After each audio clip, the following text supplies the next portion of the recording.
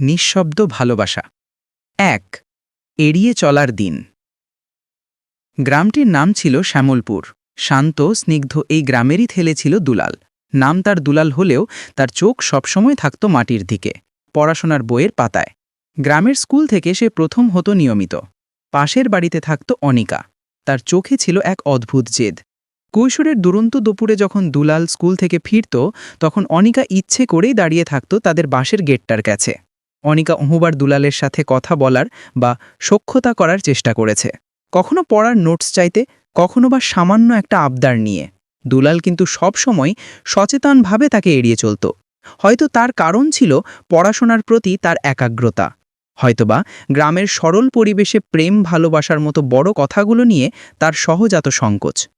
তবু এড়িয়ে চলার এই কঠিন আবরণের নিচে দুলালের হৃদয়ে অনিকার জন্য একটা নরম জায়গা তৈরি হয়ে গিয়েছিল, সে নিজেও জানত না। অনিকার অপলক চাহনি বা খিলখিল হাসি, এগুলো নিঃশব্দে জমা হচ্ছিল তার মনের এক কোণে। মনে মনে সে চাইত অনিকা আরও কিছুক্ষণ থাকুক তার চলার পথে, কিন্তু মুখ ফুটে সে কোনোদিন কিছু বলতে পারেনি, কিংবা পারেনি তার দিকে ফিরে তাকাতে। এই লুকোনো অব্যক্ত ভালোবাসা নিয়েই তাদের কৈশোরের বেশ কয়েক বছর কেটে গেল। ২. পথের বাঁকে বিচ্ছেদ। হঠাৎই এক ঝড় এলো শ্যামলপুরে। অনিকার বাবার চাকরি বদলের কারণে তারা সপরিবারে অন্য একটি গ্রামে চলে গেল। অনিকা সেদিন চলে যাওয়ার আগে একবার শেষবারের মতো দুলালের জানালার দিকে তাকিয়েছিল। দুলাল জানালার আড়ালে দাঁড়িয়েছিল, মুখটা দেখতে পায়নি অনিকা। সেদিনের পর থেকেই দুলাল অনুভব করল এক বিশাল শূন্যতা। এর বছর দুয়েক পর গ্রামের লোকের মুখে দুলাল শুনতে পেল অনিকার বিয়ে হয়ে গেছে। তার বাবা মা তাকে অনেক দূরের এক অচেনা গ্রামের এক ছেলের সাথে বিয়ে দিয়েছেন। খবরটা শুনে দুলালের নিঃশব্দ হৃদয়ে একটা গভীর দীর্ঘশ্বাস পড়ল। সে মনে মনে ভাবল, ভালোই হলো, হয়তো আমার চেয়ে সে অনেক ভালো থাকবে। কিন্তু তার মনের লুকোনো ভালোবাসাটা চিরতরে চাপা পড়ে গেল।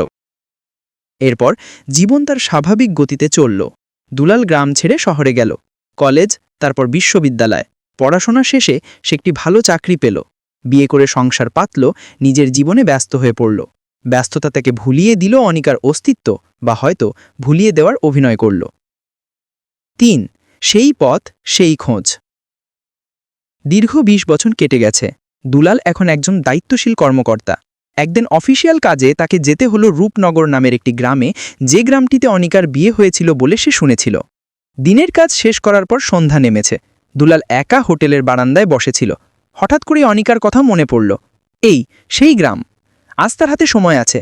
কেন যেন তার মনে হলো, এত বছর পর যদি একবার অনিকার সাথে দেখা হয়, পুরনো দিনের কথা না হোক, স্রেফ একবার চোখের দেখা। সে তো এখন বিবাহিত, সংসারী। এখন দেখা হলে কোনো সংকোচ বা বাধা থাকার কথা নয়। অজানা এক টানে দুলাল গ্রামের এক বয়স্ক চা দোকানির কাছে অনিকার পরিবারের খোঁজ নিল। এখানে অমুক পদবীর একটা পরিবার থাকে, তাদের মেয়েটির নাম অনিকা। দুলাল একটু ইতস্তত করে বলল। চা দোকানি কিছুক্ষণ ভেবে বলল, ওহ, অনিকার কথা বলছেন? সে তো মারা গেছে বাবু। দুলালের কানে কথাটা ঢুকতেই সারা শরীর হিম হয়ে গেল, যেন বজ্রাঘাত হলো মাথার উপরে। তার মুখ থেকে কোনো কথা সরণল না। মারা গেছে? কখন? কোনো মতে জিজ্ঞাসা করল সে।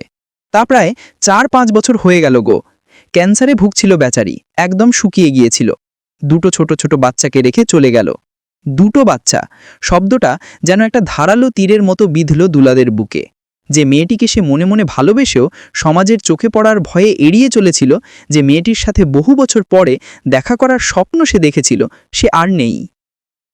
৪. অপূর্ণতার বেদনা। দুলাল ধীরে ধীরে দোকান থেকে বেরিয়ে এলো। গ্রামের শান্ত সন্ধ্যা হঠাৎ করেই যেন ভারী আর নীরব হয়ে গেল। তার চারপাশে এত বছর জমা হয়ে থাকা ব্যস্ততা, সংসার, চাকরি, সবই এক মুহূর্তে অর্থহীন মনে হলো। সে ভাবল, যদি সেদিন সে একটু সাহস করত, যদি একবারের জন্যে হলেও অনিকার দিকে তাকিয়ে তার ভালোবাসার কথা প্রকাশ করত, যদি শুধু একবার বলতো, আমিও তোমাকে ভালোবাসি, হয়তো জীবনটা অন্যরকম হতে পারত, হয়তোবা নাও পারত। কিন্তু আজ এই অপ্রাপ্তির কষ্ট, এই চিরন্তর অপূর্ণতা তাকে বহন করতে হতো না। দুলালের মনে পড়ল অনিকার হাসি ভরা মুখটা, যেটা সে এড়িয়ে এসেছিল। আজ সেই হাসি চিরতরে নিভে গেছে, আর সেই স্মৃতিটাই আজ তার জীবনের সবচেয়ে বড় আক্ষেপ। দুটো নিষ্পাপ শিশু এখন মাহারা।